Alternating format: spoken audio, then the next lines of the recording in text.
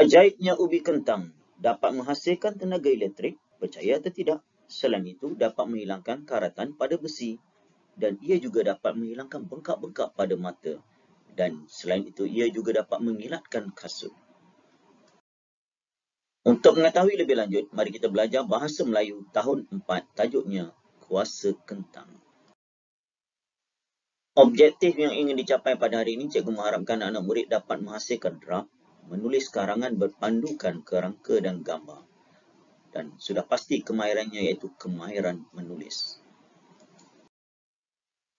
Untuk mengetahui lebih lanjut, mari kita baca buku teks tahun 4, tajuknya Kuasa Kentang. Pendahuluan. Zara dan rakan sekelasnya menyertai pameran sempena Minggu Sains, Teknologi dan Inovasi. Dengan bantuan guru kelas, mereka mengadakan pameran tentang kuasa kentang. Mereka bersama-sama menyiapkan bahan pameran kelas mereka. Lihat gambar yang pertama. Antara yang ada di atas meja, kentang, mentol diod pemancar cahaya LED, tembaga dan juga klip kertas keluli. Jadi berdasarkan gambar ini, antara isi yang diberi, isi pertama, menyediakan peralatan. Yang kedua, bahan-bahan yang diperlukan. Dan yang ketiga, menjalankan aktiviti bersama-sama. Ini untuk isi yang pertama. Manakala untuk isi yang kedua, rujuk gambar, dia telah menjalankan eksperimen. Apa isi penting yang diberi? Memulakan uji kaji. Yang kedua, berpandukan langkah kerja. Dan yang ketiga, melengkapkan litar. Manakala untuk isi ketiga, rujuk gambar, beberapa orang murid berada di hadapan kelas sedang menunjukkan hasil kerja mereka. Isi dia antaranya, berdiri di samping bahan pameran yang dihasilkan. Yang kedua, lampu LED menyala. Maksudnya eksperimen dah berjaya. Dan yang ketiga, para penonton bertepuk tangan. Dan sebagai penutup, dalam karangan ingat ada pendahuluan, ada isi dan ada penutup. Apa penutupnya? Zara dan rakan-rakannya berasa gembira kerana dapat menyertai pameran Minggu Sains, Teknologi dan Inovasi dengan jayanya. Pengalaman ini tidak akan dilupakan oleh mereka. Sebagai latihan pada hari ini, anak murid dikenaki buat draft dan menulis karangan berpandukan kerangka dan gambar.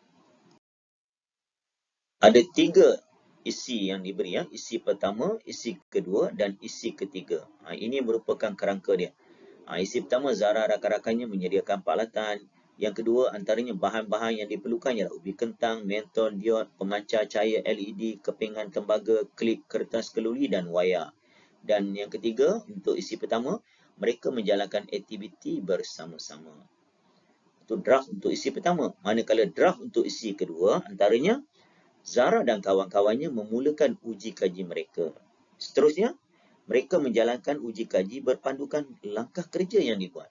Dan untuk draft yang ketiga ni, mereka berjaya melengkapkan litar.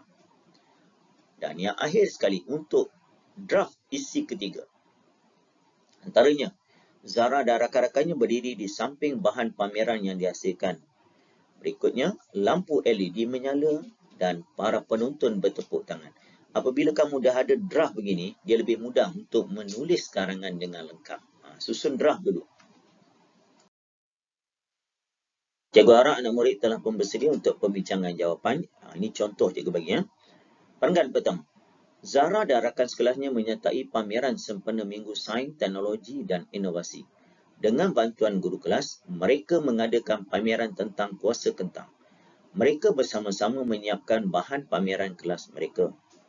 Manakala untuk perenggan yang kedua, langkah pertama, Zara dan rakan-rakannya menyediakan peralatan yang ingin digunakan.